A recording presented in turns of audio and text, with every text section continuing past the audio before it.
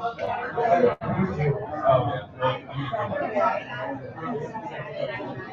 you want to sit down?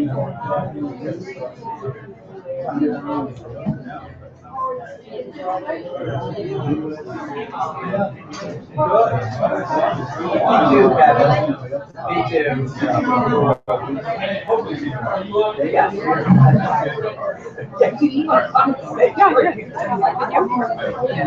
What did you order? Good to see you. I went for the roasties. That's a good one. Yeah. I went for the cold one. Yeah, that's tough choice though. I almost went for the vegetarian. How much? That's good. I like you. That's true. That's good.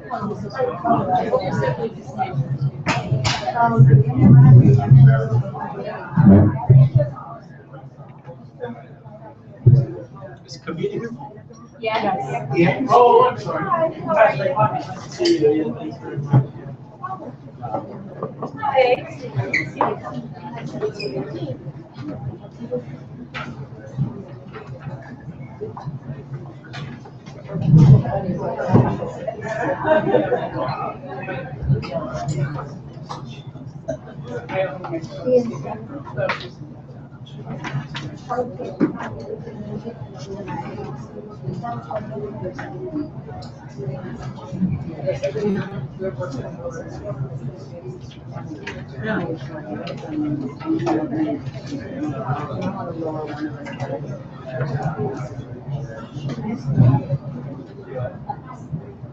Yes, sir. Making sure that's one. For, yeah, I think 160.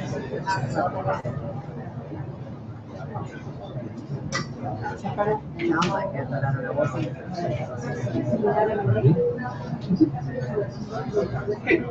Good afternoon, everybody. I hope you enjoyed lunch. We're going to proceed with the next panel here. My name is Roberto Suro. I'm a professor at the University of Southern California, where I also direct the Tomás Rivera Policy Institute. And joining me here, I will introduce everybody first, starting from my left. Kevin Appleby, who is the director of the Office of Migration Policy and Public Affairs for the United States Conference of Catholic Bishops. In that role, he assists the bishops in the development of and promotion of migration and refugee policy positions within the context of the Church's social and moral teachings. Next, we have Cristina Rodriguez, a professor of law at Yale, previously at NYU and the Justice Department, somebody who has written notably and very creatively about the issues of federalism as they apply to immigration now for several years. And immediately to my left, Kavita Paria Sanchez, the Assistant Commissioner of the New York City Mayor's Office of Immigrant Affairs, where she is an assistant commissioner.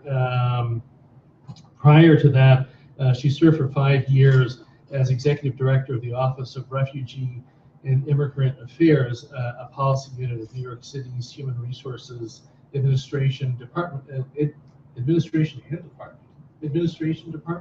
of Social Services.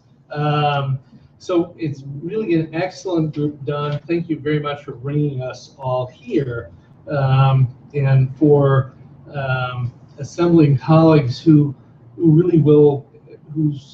expertise and knowledge touches on a series of topics that I'm just going to try and put some markers down on first to generate a conversation here, and begin by foisting some ideas of my own about where I think we are in terms of particularly the relationship between the federal government, state and local governments on immigration policy and the implications that has for immigrant service providers and processes like registration of all kinds, whether for driver's licenses, municipal IDs, or federal benefits.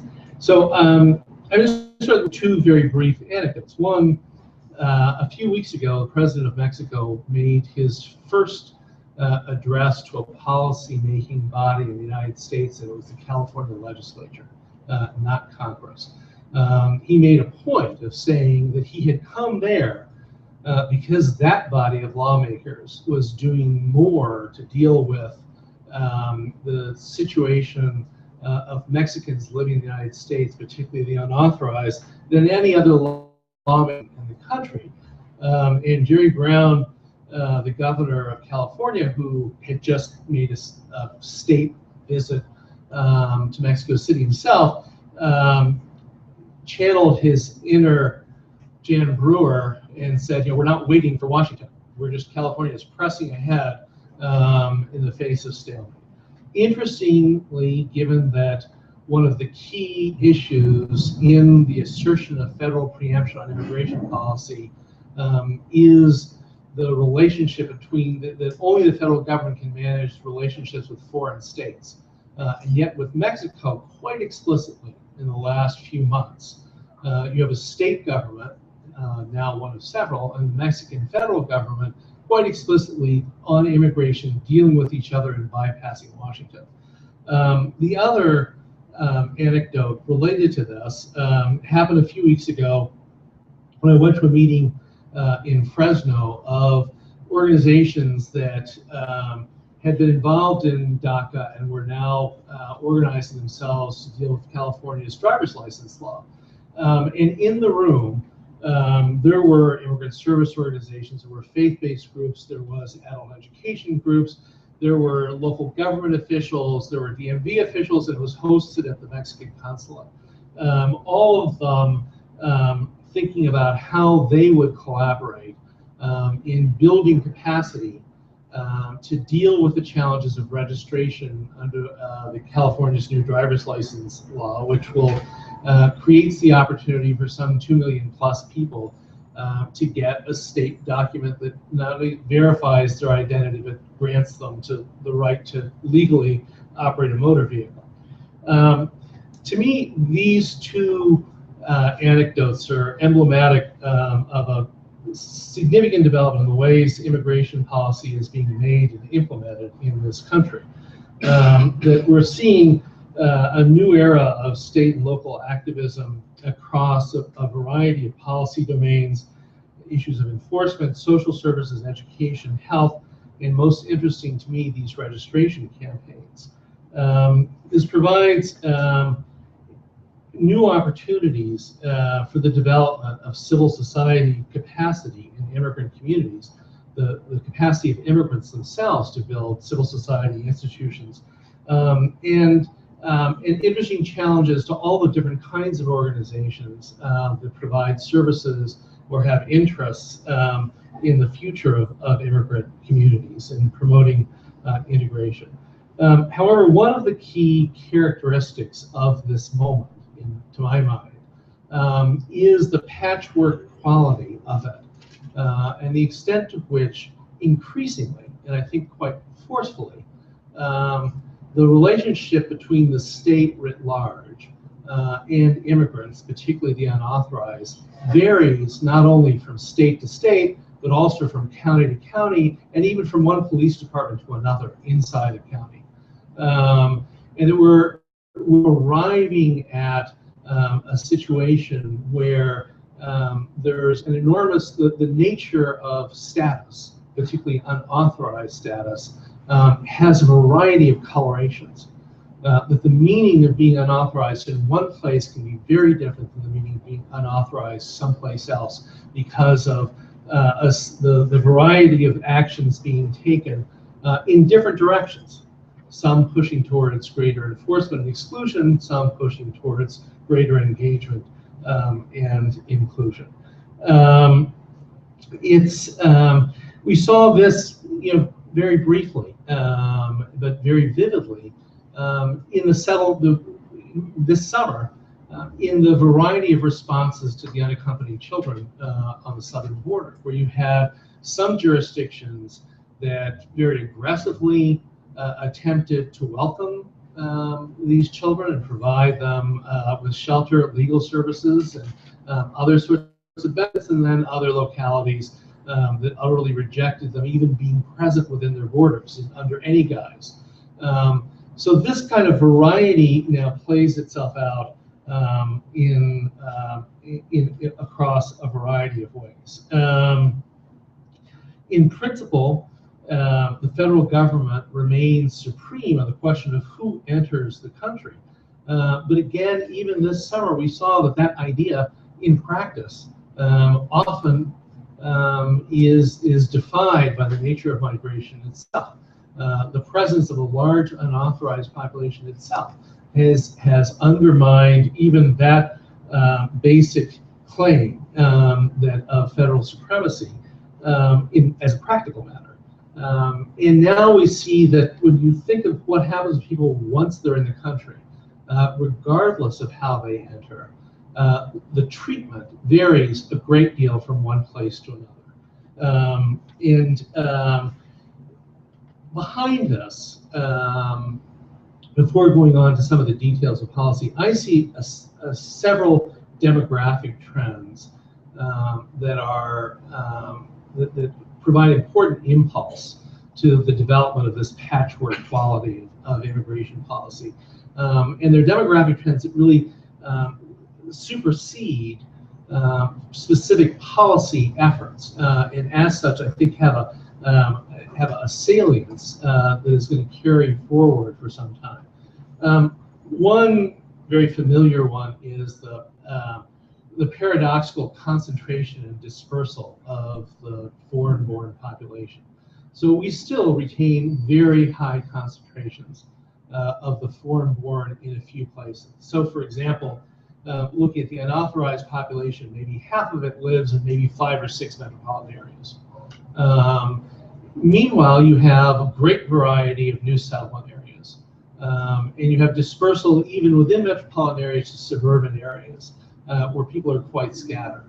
The result of this is the interaction between government at any level, particularly the local level, and this population differs immensely by virtue of this concentration.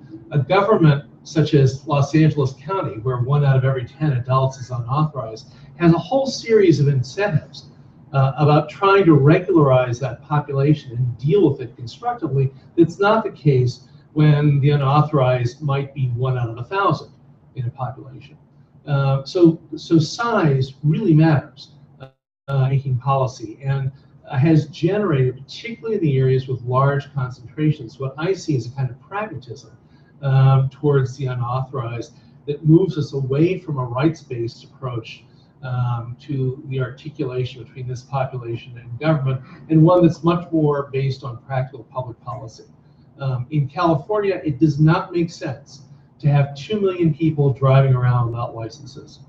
The eligible population under the driver's license law in California is roughly equal to the population of Chicago.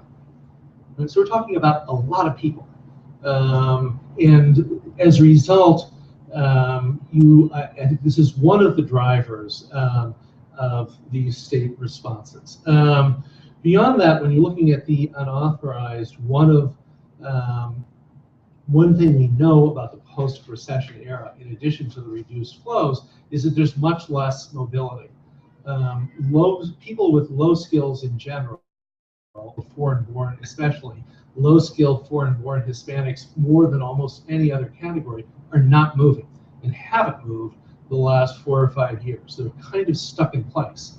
And this was a population that was highly mobile before the recession. It's a whole nother series of questions as to why that's true.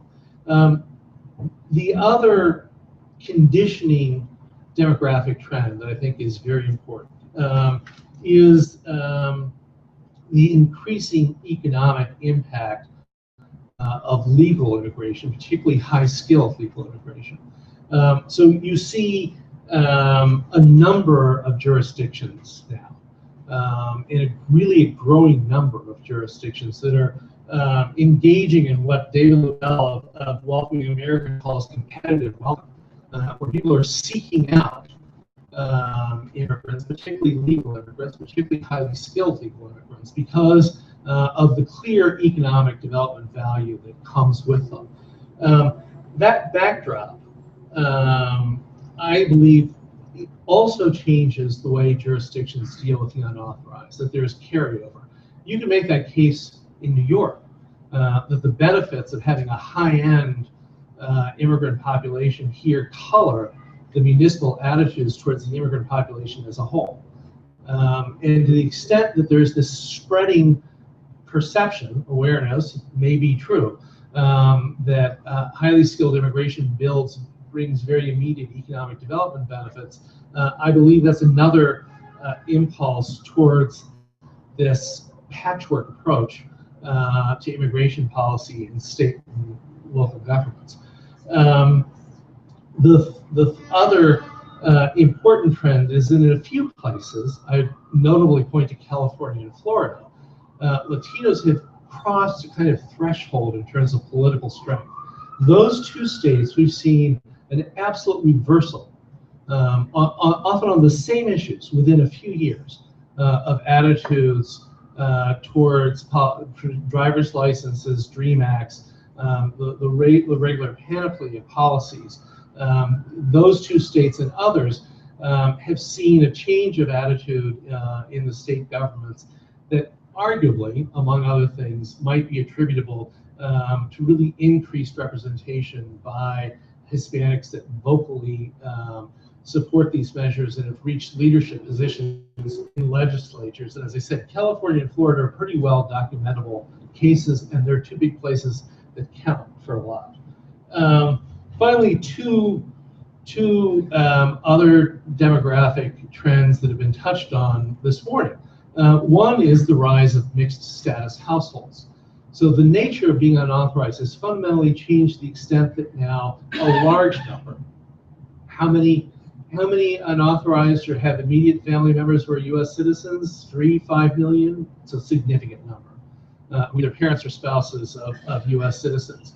In Los Angeles, best guesses are that for unauthorized adults in the same household, the ratio of unauthorized to somebody who's either a legal permanent resident or a U.S. citizen is about 1 to 1. So that every household, each unauthorized, there's at least one other adult who has legal status or citizenship. This is a function of the fact that this population is maturing. We have fewer new arrivals. We have more people who've been here for a long time. They've had children here, if nothing else. Many have married U.S. citizens. This has become a very vivid consideration if the administration this time does what it says it's going to do and offer some kind of administrative relief to people who have an immediate relative, what I call DACA Grande, because it could be 3 or 5 million people, depending on how you count it. If they say every spouse and every parent is eligible for deferred action, it gets to be a lot of folks. This changes not only the status of these families, but also the interaction between governments and service providers with these individuals, because the households are not simply a person or even a household of people who are out of status. It's a member of a household that has ties to this country and ties to that city, legal ties, which suggests a series of changes in the way they're approached in the provision of legal services. And finally, related to this, something that was also touched on, is a large population of people who are kind of in a gray zone. All those people in that excellent survey who applied for DACA but had other equities. We don't know how many there are. How many people here are ostensibly out of status but actually do have some claims. And that gray zone grows, given people's experiences here, and the fact that, again, we're talking about a population that's not growing, particularly new additions. And it's people who have time here, who have built ties, that have married, have had children, have done other things, have been the victims of domestic violence, one way or another have developed equities. And as a result, again, the nature of being unauthorized changes, but a large part of that population is really gray, not black, not white, but has some claim on the system. So when you add all of these factors together, I think you see some of the impetus for the variety of measures that we see being enacted across the country, particularly those, and I'm going to focus particularly on state and local measures that attempt to mitigate the conditions of illegality. You're all familiar with the enforcement efforts, Arizona, SB 1070, etc. I'm posing the idea that there are baskets of measures that essentially don't try to change the status of an individual, in that remains a federal prerogative. But what they do is change the meaning of that status. And this could be called regularization, normalization, I'm not sure what you call it, but the meaning of being unauthorized changes when you have, for example, explicit protections from the imposition of federal law enforcement efforts by state and local authorities. These take a variety of different forms, from straightforward don't ask, don't tell policies, to withdrawing from secure community agreements, to undoing SB 287G agreements. There are a whole variety of ways that state governments, local governments, and individual police departments can say we're not going to play. It's as simple as saying in California, there are jurisdictions that have said we will not impound a car driven by somebody who is out of status and doesn't have a license. The Mexican consulates in California have been campaigning for a ceasefire, sort of like a 1-year period in which nobody would, to give people a chance to get their licenses. But a local sheriff can decide to change the nature of illegality. Beyond that, you've got DreamAct's other efforts now in California. There's a bill that crawls along to increase access to the ACA health insurance pools. There are a variety of efforts that are in different forms create a greater articulation between somebody who is unauthorized and government at various levels, and the ability to take advantage of benefits and services. Beyond that, in the area that I'm going to focus on a bit now, are various measures that give people identity, give the undocumented a document. And it's as profound as simple as it sounds. If you are somebody who has never been able to say their real name in a number of settings, somebody who has feared any kind of interaction with any representative government at any level, being recognized for who you are by a government agency is profound. It's profound in the experience of saying, in the United States, I am this person. I have a piece of plastic, like everybody else has a piece of plastic, and it's my real name. I mean, that's really who I am. I believe this, simply on the personal, individual level, alone is quite an extraordinary act, and I won't get biblical about it. But I believe it's a recognition by the state of these individuals who have been by statute excluded from that kind of recognition. Beyond that, it allows individuals to engage the state in a variety of ways. You're able to say who I am and claim a benefit, or claim, be able to go into an office and just say, I'm looking for a dog license, and this is who I am. There are all kinds of ways it facilitates and opens doors to engagement with the state. It greatly expands the scope of potential legal activities in ways that will have enormous economic consequences, certainly in California. Being able to drive legally is not a small thing. And it will change the employment opportunities for a lot of people in California in a variety of job niches. For the state and local governments, it's a step towards viewing the unauthorized as constituents, as members of the polity, and of taking pragmatic policy positions in order to, from the government's point of view, mitigate the effects of having a substantial unauthorized population. You are doing things that are making it easier for you to run your government by giving people an identity.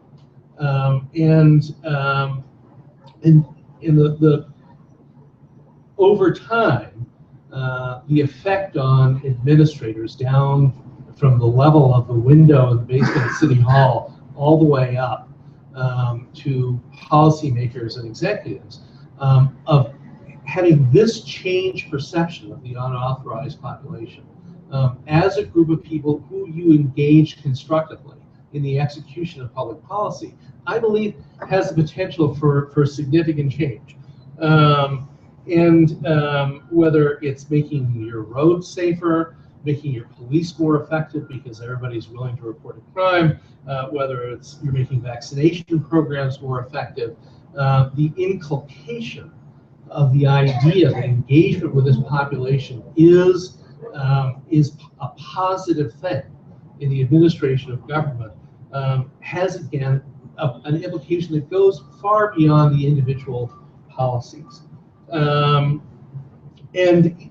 in these registration processes, we're seeing that there's substantial levels of engagement by local agencies working on what kind of documents are acceptable. In the public outreach and public education campaigns that go along with these registration drives, the expenditures on process. California is spending, in the California budget, it's not an enormous amount of money, but money's money. It's $68 million strictly to hire staff and build offices for driver's license registration of the unauthorized. And in collaboration with civil society groups that are focused on the immigrant population. People we've been talking about here today. These campaigns also have significant implications. We know from IRCA, from TPS, from DACA, from almost every experience where there's been reason to reach out, contact, and engage large numbers of the unauthorized in a process where it's an extended relationship between the service provider and the recipient, or even if it's a matter of public information campaigns trying to reach the broadest part of this public. Each one of those experiences has marked a growth in capacity by the constellation of groups that are concerned with providing legal services, other kinds of services to immigrants, immigrant rights organizations, and their allies, have in each one of those episodes, we've seen new organizations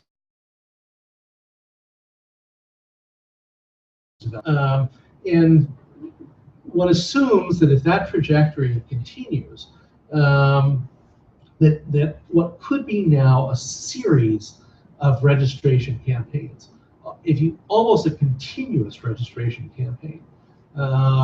If you think in the California example, so driver's licenses, the starting gun goes off January 1st. If again you believe what the White House is saying now, administrative relief will start 3 to 6 months later.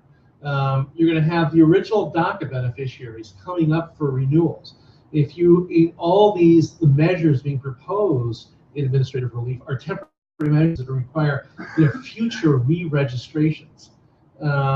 So you're talking about a process that is long and quite broad.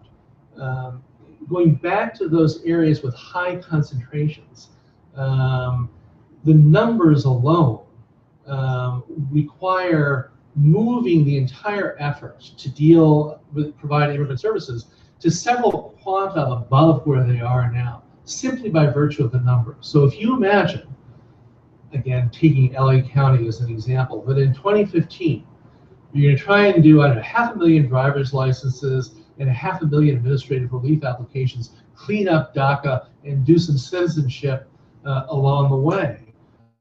You're talking about an effort for which clearly the capacity does not exist.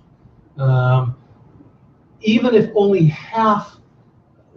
the distance is only covered halfway, you're talking about an exercise in capacity building that will transform that infrastructure of organizations that deal with this population.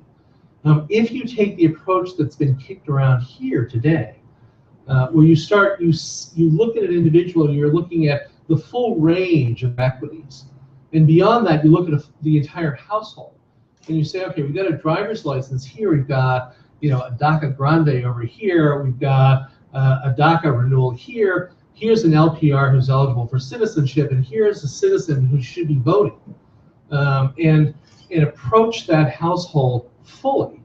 The opportunities for engagement become quite profound, I believe. You're taking people who have been at the margins of our society and engaging with them across several fronts. Beyond that, if there's the capacity to deliver these kinds of services and to help people seek these benefits on their own, the transformative effects could be quite extraordinary. I was talking to a local politician in Los Angeles and said, there are 1 million driver's licenses here, and if you take this approach, you may get 250,000 votes. I mean, I sort of done this math on the back of an envelope, and I think there are probably 250,000 unregistered voters in LA County in these households, where one member of the household is unauthorized. He said, Senate or governor? What do I want to be? You're talking about real power if you extend this process out. So this is, I've laid this out as something of a provocation because we've got people here who work on every aspect of the issues I've been talking about. One of the overall questions is, how far does this patchwork go?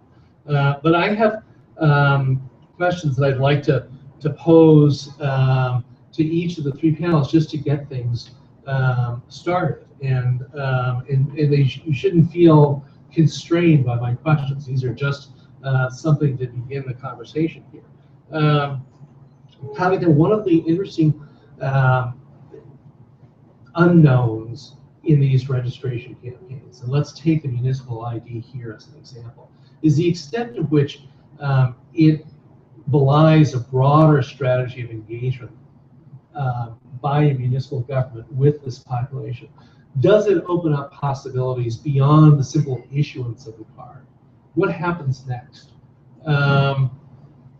Cristina, you've thought a lot about federalism and the balance between state and federal government. So I'm curious what the implications of this patchwork are for the theory of immigration federalism you've developed. And Kevin,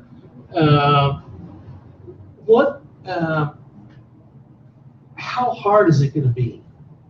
What would be required to reach the level of capacity in immigrant service, the sort of immigrant service universe, to meet these kinds of challenges, where you have several of these big programs operating at once, all requiring different kinds of outreach. And in particular, what are the implications for funders, not just service providers? And you can ignore those questions or not. So panel, who wants to start?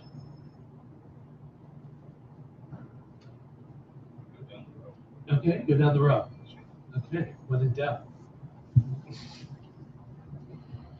Thank you, and thank you for having the Mayor's Office of Immigrant Affairs here today. I was supposed to talk about a number of local measures in thinking about what is it that cities are doing, can do, in response to the immigration challenges and opportunities we face in this country, given the absence of immigration reform in many, many years.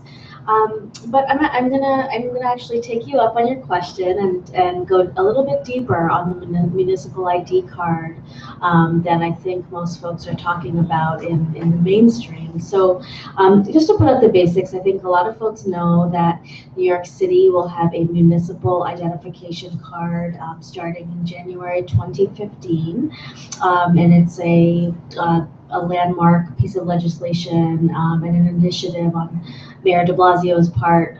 A bill was signed, passed in July of this year to hammer out a lot of the details, and most recently we announced a number of benefits associated with the card relating to cultural institutions. So once folks have that card, they'll be able to get a 1-year free membership and various free entrances into, I think it's 33 or 34 of New York City's cultural institutions.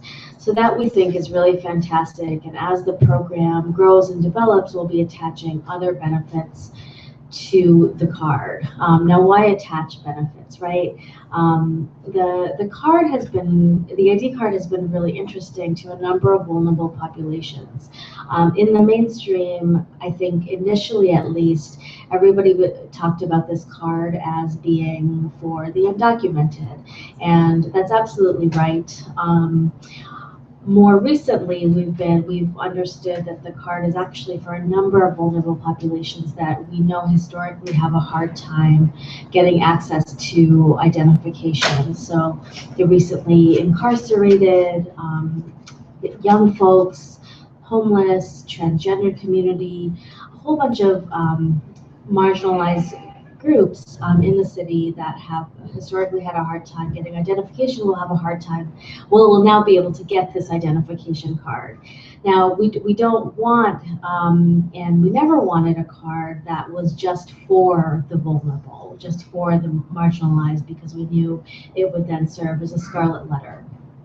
So that's a big reason why we've looked to attach lots of benefits to the card, starting with the cultural institutions, and in the future looking at things like banking. Can you use the card to open a bank account, which we know is a barrier, a challenge for the undocumented population in particular, but also other populations of the city.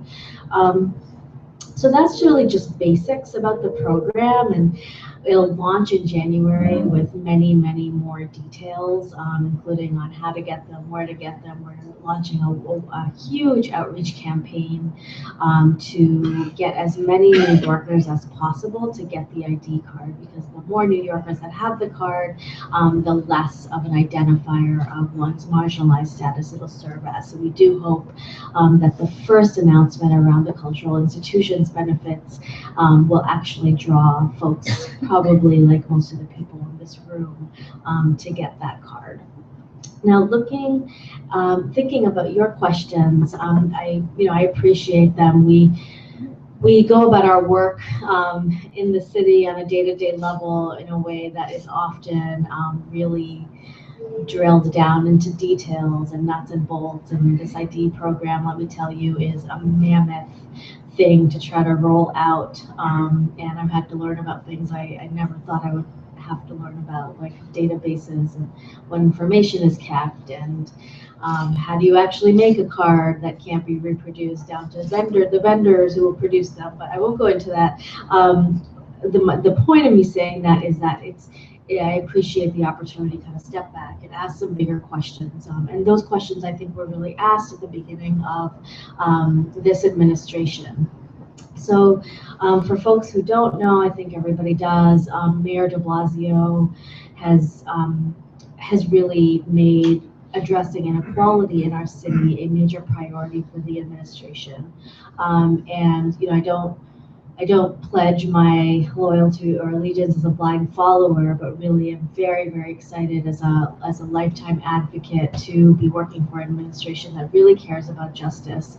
And I think that this municipal ID card very much is seen as one small but critical way that we can start to look at inequality for the undocumented population, but also many other vulnerable populations. And so I think you're absolutely right when we're thinking about the card, not just as a one-time program, but really as a tool of engagement, a vehicle, a touch point for city government in particular to connect with vulnerable populations in our city and start talking about many, many other benefits towards inclusion, towards starting to address that inequality. It's not a magic bullet, absolutely, but I think the municipal ID card does start to address some of the questions of inequality that we've been looking at in this city, and really, to borrow your words as well, to start to change the meaning of what it means to be undocumented or vulnerable in the city, to change the meaning of that status, to change the tone. I think it's right to say that identification, most of us take that for granted, but when you don't have it and suddenly the city is offering you this possibility, it is quite profound, and for our office in particular, it goes towards our goal of integration. New York City's charter tasks the Mayor's Office of Immigrant Affairs with the obligation of advancing policies that increase integration for New York City's immigrants. And I think acknowledging the population through this ID card really helps advance us towards meeting those goals, and making people, acknowledging that people are here, and making it very clear that the undocumented population, along with other populations, are really critical to the fabric of New York City, and are not just marginal populations that we tolerate, but are actually really critical.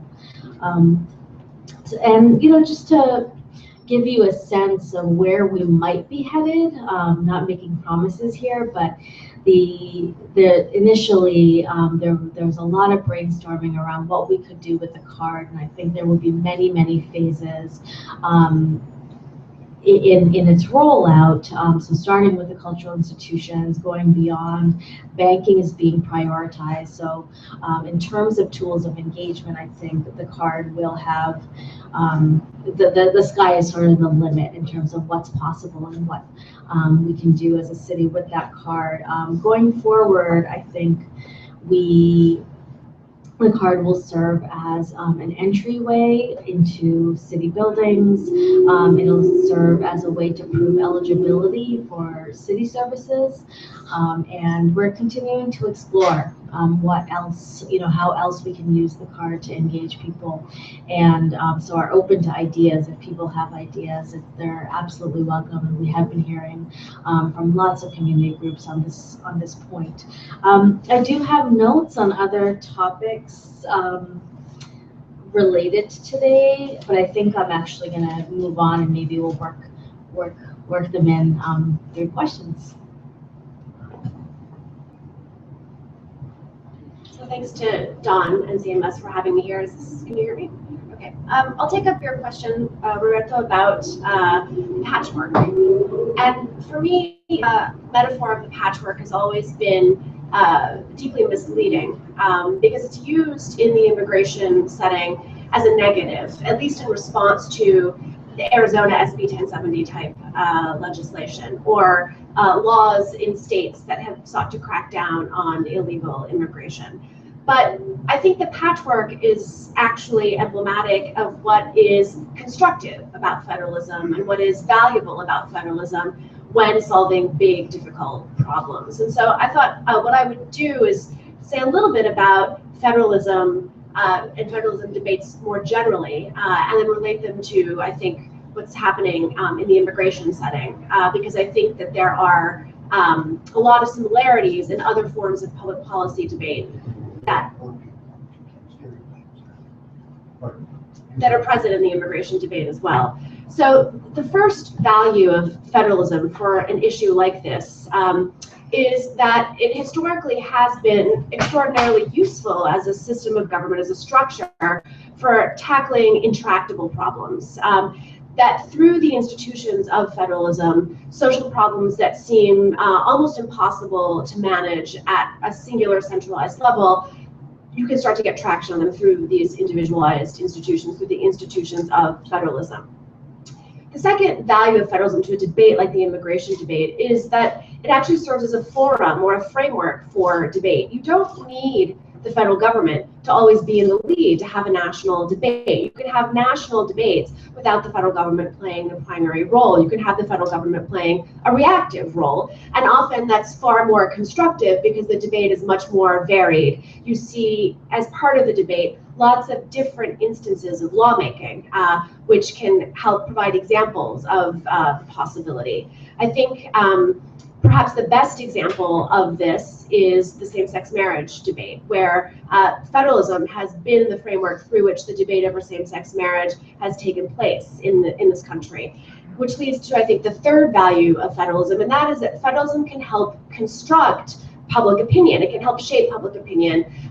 The same-sex marriage debate is another example of that, where when the story is told, the triumph of that norm, that it's an equality interest for people of the same sex to be able to get married, will be told through the lens of federalism. It's through the construction of public opinion by seeing examples state by state of a new practice that consensus gets molded.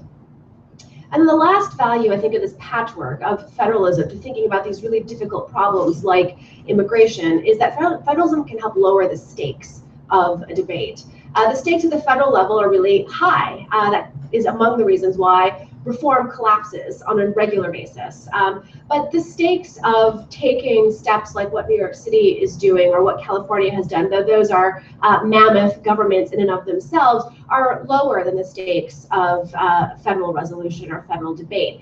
And that de-escalation can help advance the debate, especially when you have a public that's very divided. I think most people who are here in this room today have one view about the role that immigrants play in our society, the role that government should play in integrating them. But that's by no means the view of maybe even a majority of the American population, depending on the issue that you're talking about. And so federalism is a way of channeling and de-escalating that debate and enabling public opinion to develop over time. I think what's different about the immigration debate as compared to, say, the debate over same-sex marriage, or even the debate over drug policy, where a similar dynamic is happening, where you have states experimenting with marijuana legalization in a way that might eventually inform federal policy, is that I don't think a resolution of the immigration question is really ever possible. It's like a debate that has to occur each generation as the immigrant population changes in character and as the particular dimensions of the issues surrounding immigration change from one generation to the next. And I think in that kind of setting, with that kind of a social problem, federalism is particularly valuable because you can have ongoing debates. When public opinion starts to shift from whatever had been the previous consensus, federalism can help to facilitate that.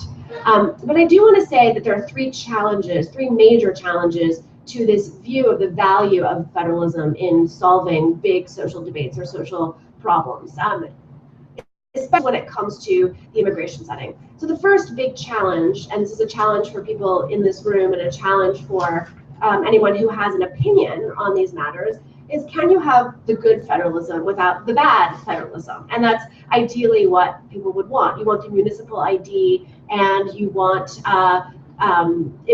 building of capacity to implement DACA without Arizona's SB 1070 law, or without Joe Arpaio or other state and local police being involved in immigration enforcement. Of course, what you define as the good federalism versus the bad really depends on your perspective. I think the answer legally is probably yes. Any good lawyer would be able to explain to you why legally you can have the good federalism without much of the bad.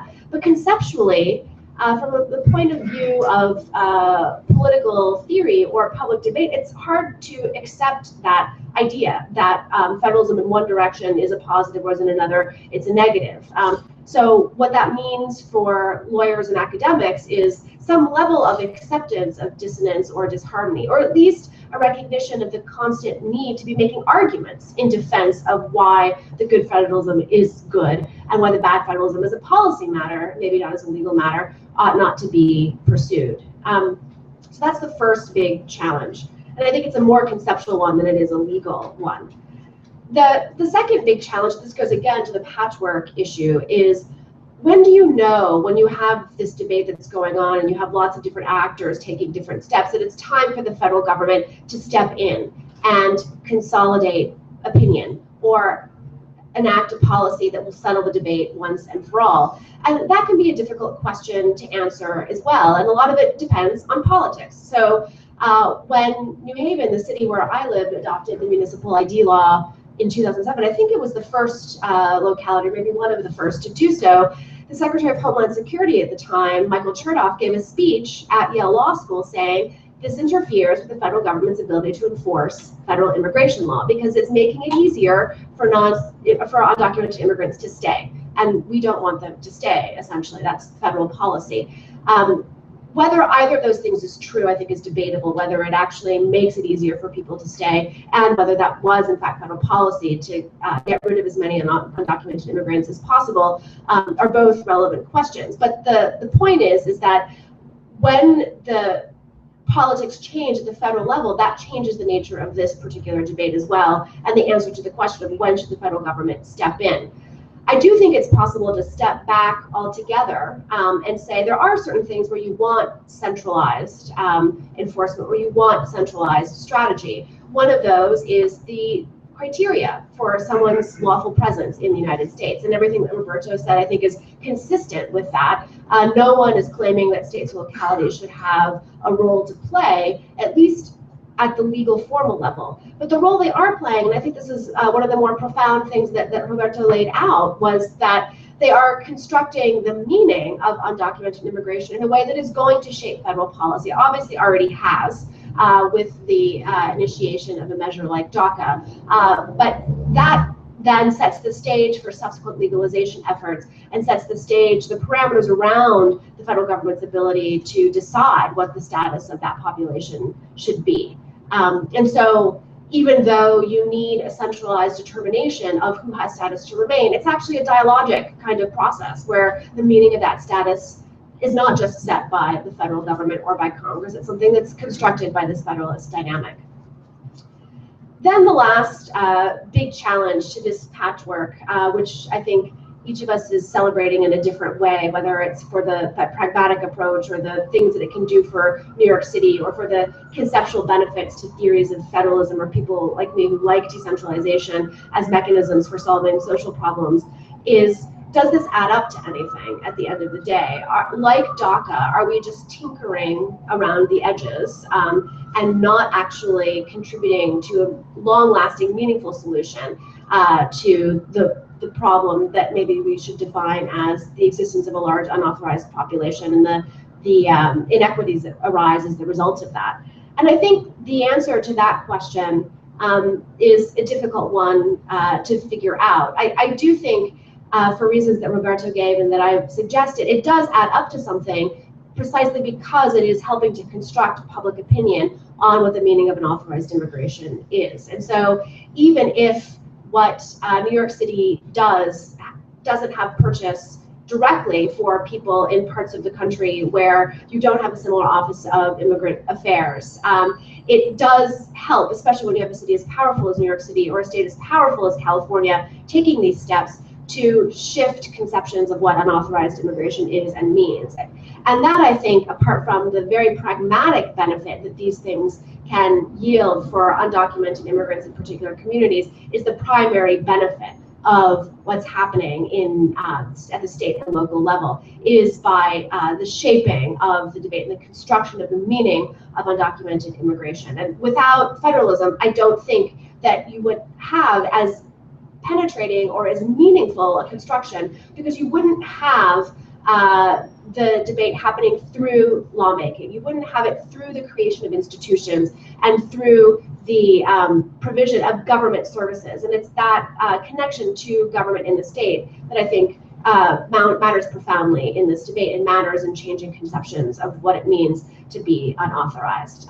So that's my pitch for the value of federalism in the immigration debate, which may not seem at this stage of the game that counterintuitive, given everything that's happened that people in this room and like-minded people value. But it is completely anathema to the underlying constitutional theory of the immigration power. But I think the facts on the ground are forcing lawyers and theorists to change their view of what the allocation of power is at the constitutional level. And in many ways, that's how it's supposed to work. The people are supposed to make the difference. Thank you, Cristina.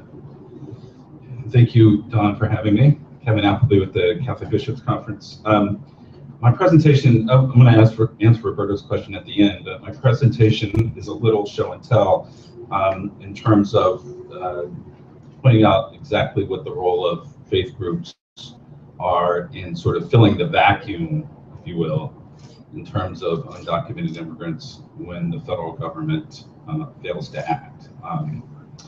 I like to say that the one institution that is most instrumental in integrating immigrants is the Catholic parish and its equivalent in other religious denominations, because undocumented immigrants and other immigrants will first go to their families, but secondly, they'll go to their local church, where they can get community support and other kinds of support in the community. So what I want to do is talk a little bit about what the church is doing absent federal immigration reform, and then look forward to see what we see in the future. And that's where I'll address Roberto's question. So what are some examples of how the church can plays a role that maybe other groups can't? However you view this, we like to say we answer to a higher authority. And even though that might be silly to some, it does create space for us to act where other groups may not have that space. We see that played out in what's called, for example, the sanctuary movement, or when someone goes into a church and says, I want my loved one out of detention, which we've seen recently, we're able to play the arbiter or negotiate that situation. That's the most extreme example where the church can intervene, of course, and formally we don't support sanctuary, but a lot of our priests do. So that's usually made as a political point to say, look, we're not just going to lay back here and let you have mass deportations. But we also support unauthorized immigrants within the confines of the law in other ways, just because of who we are. We have Catholic hospitals that serve undocumented, probably at a higher rate than other hospitals do. We have schools that accept undocumented children, as well as universities. My alma mater, the University of Notre Dame, came out last year and said we're going to start accepting undocumented persons. So our institutions are in the middle of it. I mean, in our social service agencies as well, Catholic Charities and others. So in a lot of ways, immigrants are us, to borrow a phrase from the toy store. And part of our motivation, of course, is goals and our teaching, but also it's an institutional interest because many of immigrants are Catholic. And it would be sort of pastoral malpractice if we ignored them because the federal government says we should ignore them. So we're able to play a role, fill a vacuum in times like these where we're sort of opposite of what restrictionists, promote as, deeper attrition, deportation by attrition, making it as hard as possible for undocumented immigrants to thrive so they'll leave. We're sort of in the opposite camp. We try to welcome them as much as possible so that they can reunite with their families. But let me give you a few more concrete examples of what our network does to work on the state and local levels and to promote policies which are inclusive and supportive of family unity. We have state Catholic conferences. I work for the federal conference which works on federal laws. But we have about 35 state Catholic conferences that are present in all of many of the state capitals. Some of the states are so small, we have smaller Catholic populations, we're not present there as much, but we've been in the middle of a lot of these skirmishes on the state level, opposing the bad stuff and supporting the good stuff.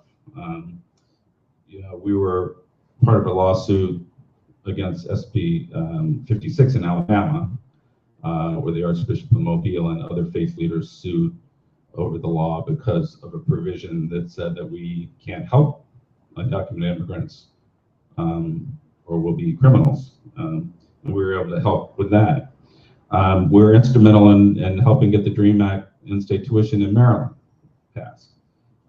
We were part of the coalition in Utah for the Utah Compact. It really changed the tone of the debate on the state levels, I think. There tried to be some copycats of that, but I think it changed the debate, especially in a conservative state like that, where they started talking more about undocumented immigrants as being human beings. We were part of the coalition in California that got the Trust Act through. And one thing that was sort of up our alley was getting more states to cover pregnant women, regardless of their legal status, with prenatal care. So we have a whole network there that has been sort of in the mix, if you will. And we also have an extra sort of tool that we like to disclose, for better or worse, are the bishops themselves. And we've seen the bishops involved on the statewide level in different capacities. On a national level, we also were involved in helping undocumented immigrants integrate from where we sit. We have the largest refugee resettlement network in the country. Over 100 dioceses have refugee resettlement offices, and we're the largest resettler of refugees, private reseller, I think, in the world. And I mention that only because, well, refugees are certainly in a different position than undocumented immigrants. They're legal, they're going to get their green cards, they're eligible for benefits. But and we resettle up to 25,000 a year. But the reason I point that out is because that network is in place for other purposes as well. That we can use that network to help with other populations that might not be in that type of position or a less advantageous position. For example, we're helping with the unaccompanied children right now.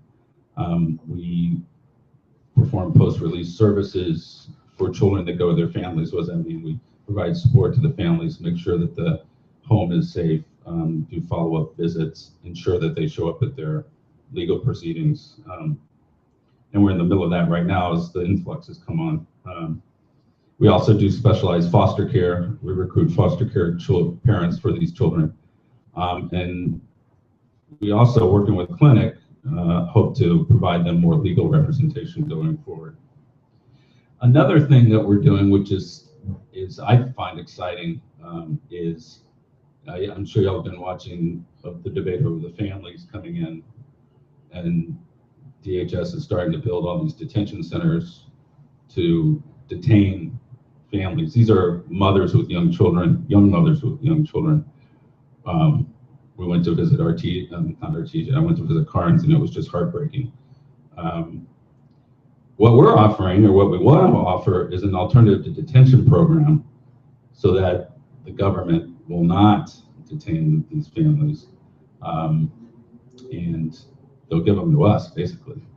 And, well, doesn't that happen already? Well, it does, in terms of leg, ankle bracelets, maybe in monitoring, but we're going to propose a case management model where we give them case management services, we refer them for services, we get them housing. If they lose their case, we help them with reintegration. It's much more humane and much more cost efficient than the $266 a day that it will take to house people in this new facility. Families in Dilley, Texas is the new facility they're going to build, 2,500 bed facility. So that's another way where we help undocumented. We can propose a more humane approach and use that resettlement network to help with that population as well as the refugee population. We also have a program that helps trafficking victims as well, especially those who get legal relief. We help them get integrated. So, you know, we try to fill the vacuum where the federal government isn't there, and we have the space to do it because, you know, of the way the law has been enforced over the years. You know, we're not, when we assist undocumented immigrants, we're not required to ask for their identification. We're not law enforcement, and we're able to perform that service. And I think many in government understand that and respect that line. I'm not saying all do. We fought in 2006 against the Sensenbrenner bill, and one of the reasons that was so controversial was because it did criminalize nuns and little nuns who want to help, or other religious. But we have that little space that we can have. Upcoming developments, I think. I mean, if we see Obama act, then we're going to have to, of course, get ready for that implementation. There'll be a backlash, certainly on the federal level. I don't know how that would look on the state level. If there'll be bills introduced to try to roll that back, I don't think they would have the legal authority to do that. But if he doesn't act and Congress doesn't act, of course, we're going to see the number of bills that we saw after 2007, where it went up to 1,500 in the year, because the federal government's not doing anything. So let's assume that Obama acts, or by some miracle, you know, the Republicans come back and pass a law. I go to Roberto's question, what does that mean about capacity? So in terms of what Obama does, it's not going to be, whatever he limits it to, or they limit it to, will not be about legal authority. I mean, I think they're on solid ground on legal authority. It'll be about money, because Congress will not, especially if it's on all Republican Congress, is not going to appropriate funds for this, and they might seek to cut funds for it.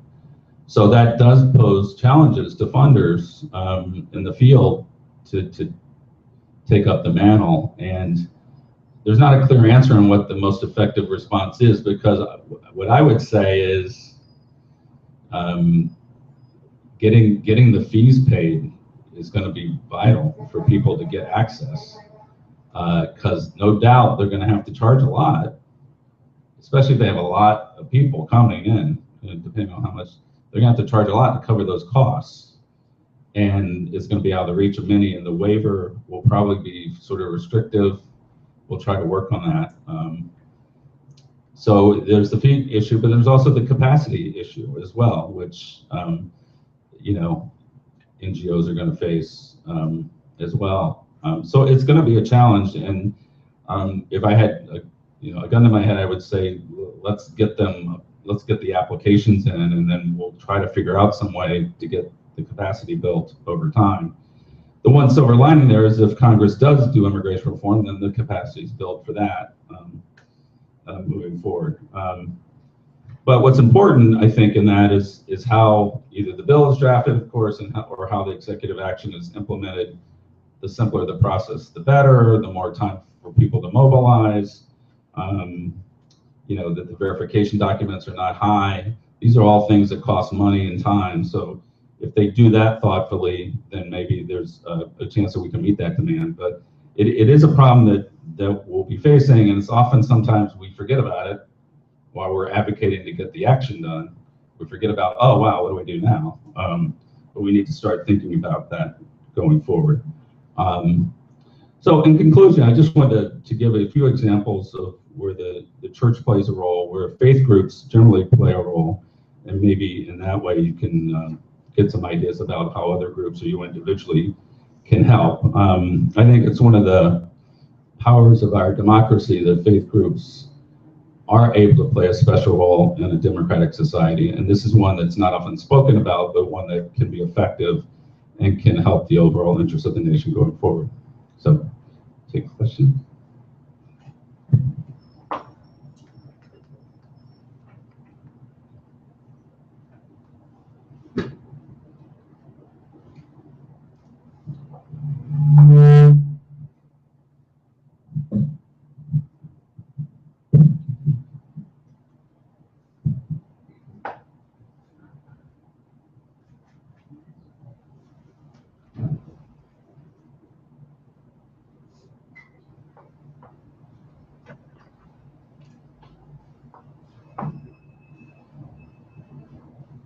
I'm Mark von Sternberg.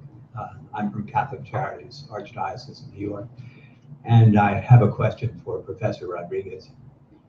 You indicated earlier that the difference was, I think, conceptual rather than legal behind the state's power to adopt essentially anti-immigration legislation as opposed to adopting favorable immigration legislation.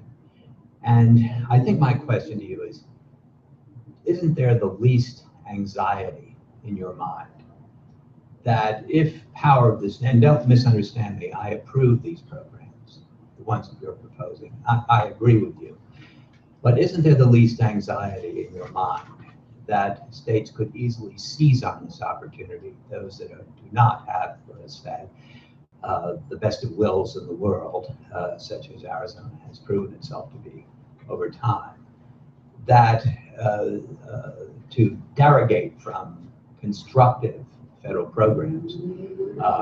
Several years ago, when I was chair of the Immigration Nationality Law Committee of the Bar Association, we filed a letter to sister jurisdictions asking them not to sign on to comparable legislation to SB 1070. We didn't have a lot of takers, as I remember it in those days.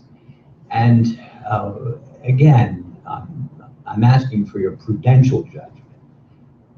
Is this opening the door?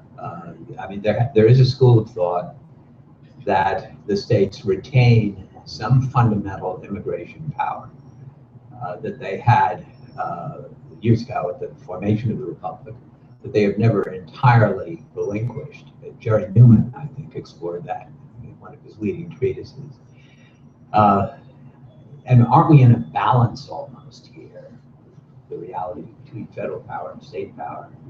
And if the states take advantage of this moment to produce constructive rulemaking or legislation, might we be opening the door to the opposite in the end run? So I think that's a great question. And it sounds like this is not on.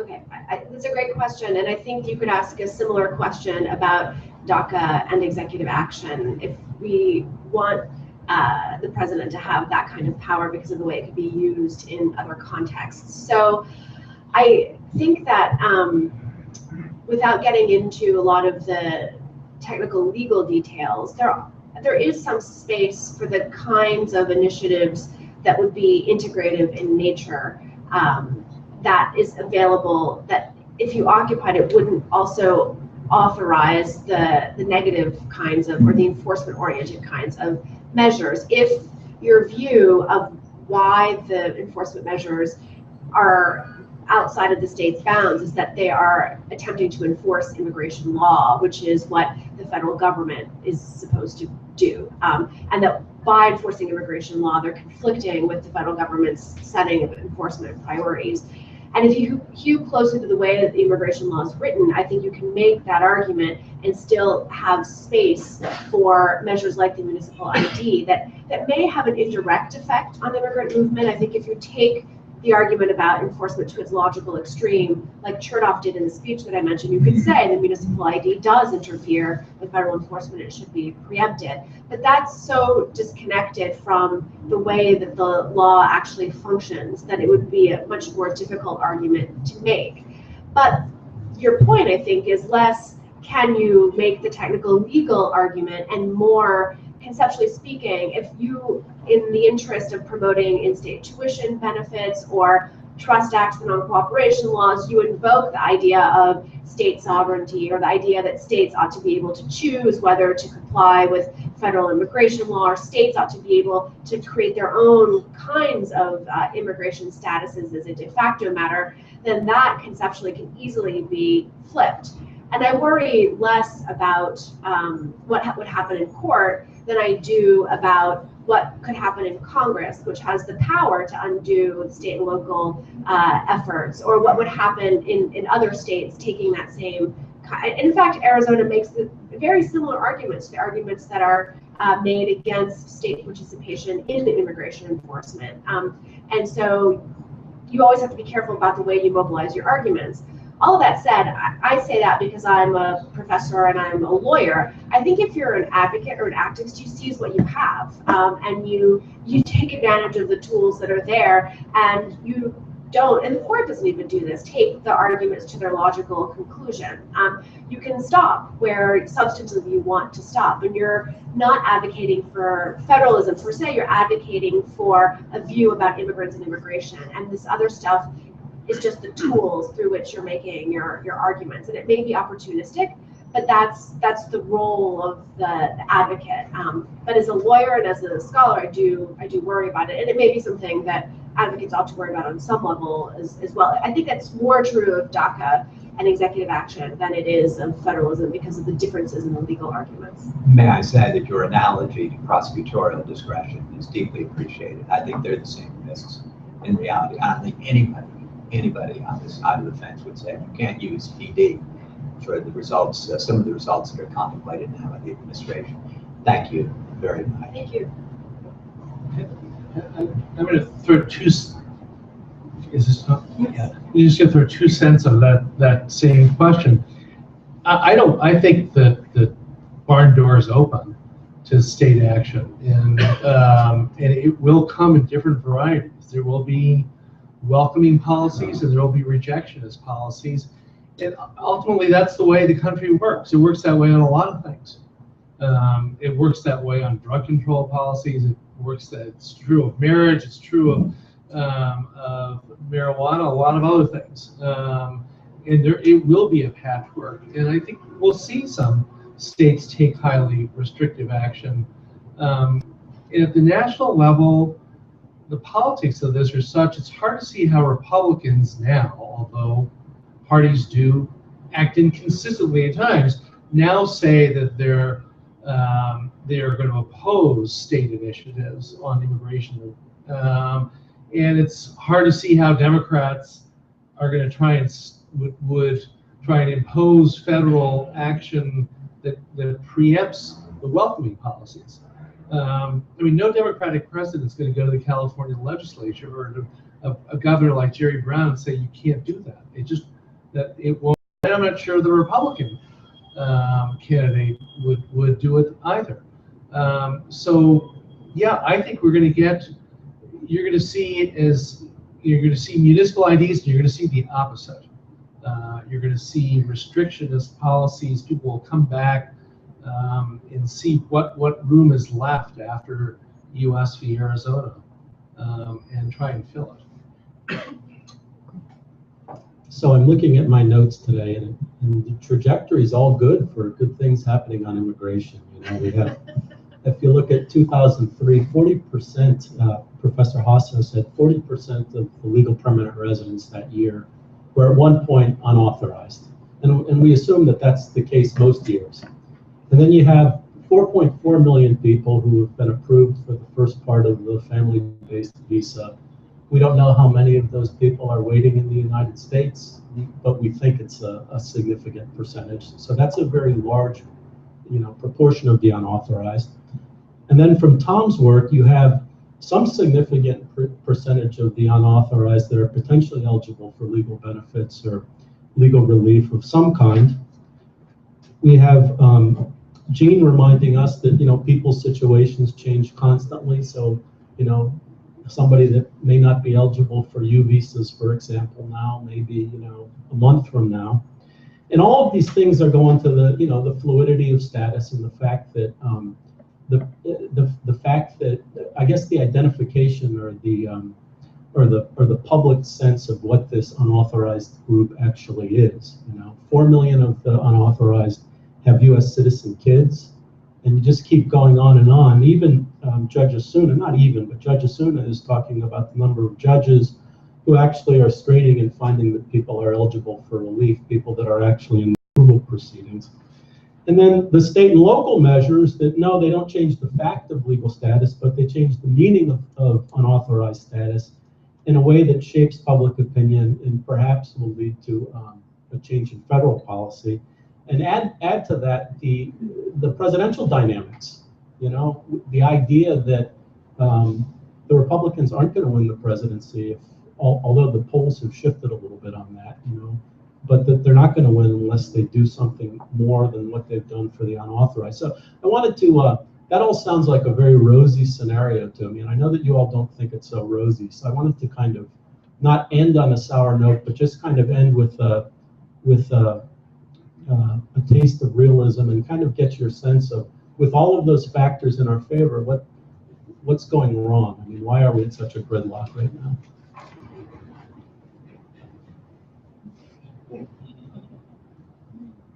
Who wants to start? Well, I mean, I think our founders in their wisdom came up with a system where the vocal minority has a lot of power. And we're certainly seeing that play out on the federal level where in June, we had probably, from reports and from staff, 140 Republicans ready to move forward. And you have one election where 30,000 people made a decision, actually less than that, 8,000, that turned it over on its head, which shows that it's such a volatile issue, and any something that happens in the atmosphere can change the dynamic. So I mean, it's going to take more time. I'm still optimistic that we're going to get there because the indicators are in our favor, the demographics, public opinion by and large. I think if this was a game of chess, I would argue that Obama might have checkmate at the end of the year, which will send the Republicans, drive them crazy. I mean, he's got that last move he can make prior to 2016 that politically, at least some would say, will benefit the Democrats for years. And the Republicans, I think, are scared of that, and it may push them to do something prior to that. But I think it's all going to come to a head sooner rather than later. I don't think we're going to see 3 more years of nothing happening on the federal level, regardless of the election.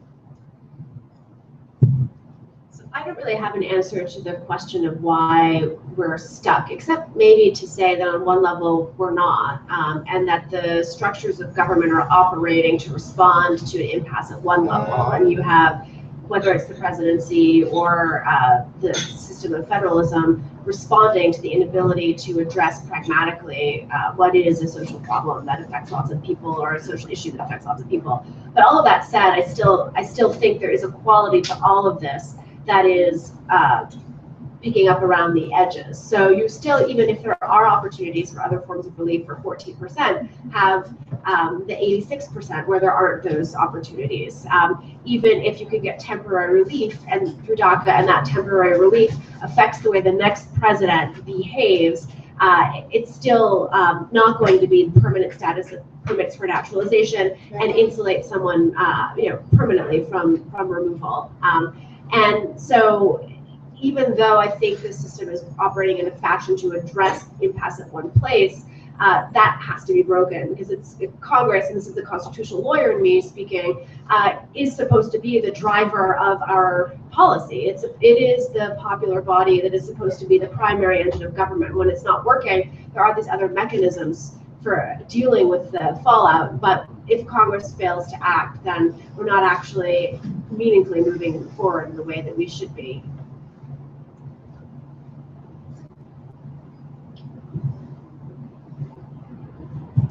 So I think that's a really great question, and it's one I think about particularly in terms of my own job. So, do I do I work my way through policy out of a job at some point? Because we've done everything we possibly could have as a municipality to make life better for immigrants, but then we hit our outer limits. I think incredible work has happened in New York City, for decades in relation to immigrants, but I think particularly in the last decade, and we're really taking things to a next level within this administration, and we're already, I think, and there's lots of work to do, but I think we're already starting to see the outer limits. So, and I'll just touch upon it in two ways. So one is there's just a reality around federal enforcement and how much the city can do to push back on ICE. So on a couple of levels. So one is just, sweeps by enforcement agents picking people up in the early morning hours. A little less so at workplaces in New York City, but I think it does happen. Another is on the existence of jails and detention centers in the tri-state area where New Yorkers are picked up. There's, where we've made progress on limiting how many of our people get to ICE, but there's an outer limit. The third is around the impact of ICE detainers. So detainers that the federal government places on New Yorkers who are being held in city jails, asking the city to hold New Yorkers because of immigration issues. So we are working in conversations are in progress now to limit how much the federal government can pick up New Yorkers through our own policies. How much can we push back? But again, we're starting to see the outer limits of that, and ICE. It is very difficult to completely kick ICE out of a city. We're learning. The second is very practically speaking. So, and I think this is not news to anybody around, but given, I appreciate the stats around immigrants who are eligible for some sort of relief but aren't aware or don't have access to competent legal representation so that they can take advantage of different forms of relief. There's really just a lack of sufficient legal services. And, in New York, I know that we have some of the strongest, the largest legal services organizations doing immigration work, compared to many cities around the country, and it's still not enough. So I think until we've got that infrastructure, we grow that infrastructure. We are working on growing it. More and more funding is going into immigrant legal services than ever before. But that's, I think, a gap that we'll have to continue to fill if we want to get closer, I guess, to those outer limits. Just inclusion, not taking up your challenge to me. I don't think this is pessimistic, but it's skeptical anyway. I think there's a strong argument to be made, and I'm in the process elsewhere of trying to make it, that the governing idea of immigration policy reform now going back certainly 10 years or so, maybe even longer, of one big sweeping federal action that fixes it all is dead. Gone. And the funeral will be held in the next 2 years. But that it's spent.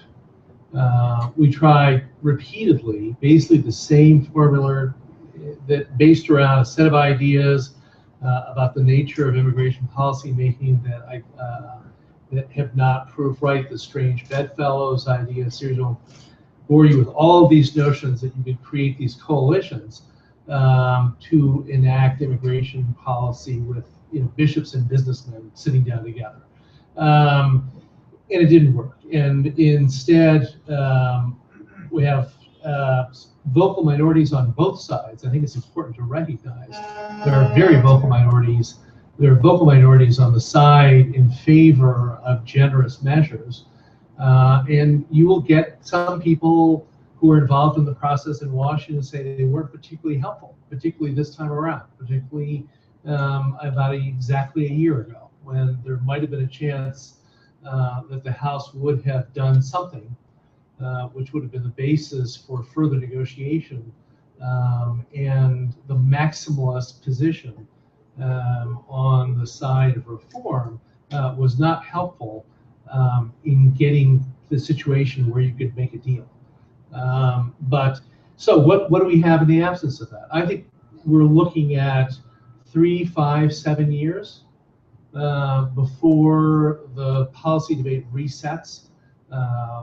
We're going to have a fallow period until there's another president installed, and then depending on who it is, either it's no president since I know there ever who it would have been made immigration policy a first-term priority.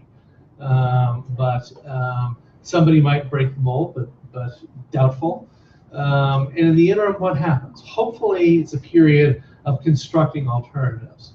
The optimistic view is that all the things we're talking about today are the beginnings of the construction of a new policy regime that actually starts closer to the people, to the immigrants themselves and their communities, and the civil society that's grown around them, and moves up, as opposed to the old Ted Kennedy model that I can put 12 people in a room and fix this.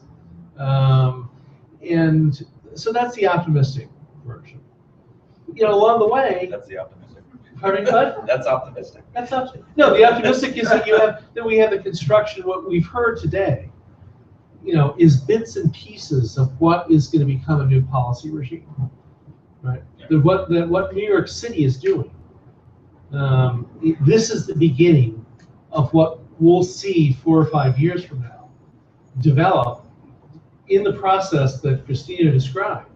The dialogic policy making between the state and the federal government, if it percolates over the course of some time, give it 3 or 4 years, you may create a new policy regime, a different way of approaching this than comprehensive immigration reform, and we come back at it at the national level on a foundation of policy that's built on all this stuff we've been talking about. That's the optimistic version.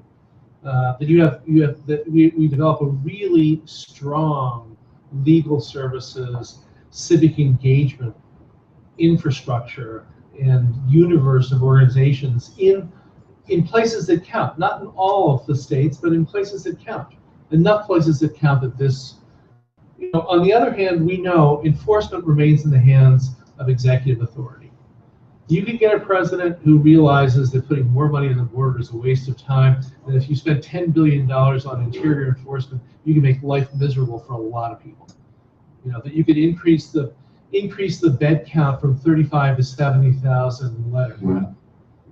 On detention and deportation. That might well be the next chapter as well.